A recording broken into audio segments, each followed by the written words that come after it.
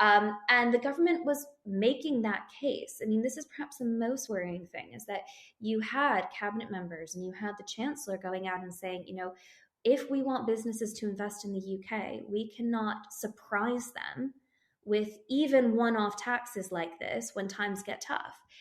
And then it did feel like almost overnight, you get this windfall tax. And the windfall tax went much further and farther than even the Labour Party was calling for.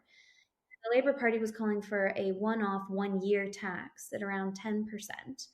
And the Conservative Party implemented at least roughly a 3 year tax at 25%. I mean, this is extreme stuff. Um, and as you point out, Dan, when we think about who else there have been calls to tax, supermarkets, for example, streaming programs, companies that did well out of the pandemic, what precedent does that set? I mean, there's the fundamental precedent that I completely disagree with, that the government can just come along, surprise, and take your money. Whether you're an individual through a wealth tax, whether you're a business through a windfall tax, I think we have to completely reject that kind of thinking, because the money does not ultimately belong to the government. They can take it anytime it belongs to you.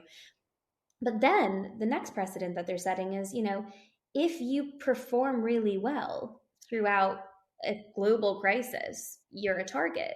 Now, I appreciate that we're talking about natural resources here, and that does make some difference. But I would like supermarkets to be incentivized to keep their shelves full during a global pandemic. I would like Netflix to be incentivized to put better programming online when we're forced to stay inside. I don't know what the next crisis is going to be, goodness forbid, but I would like the private sector to step up, as it did during COVID, and made our lives significantly easier.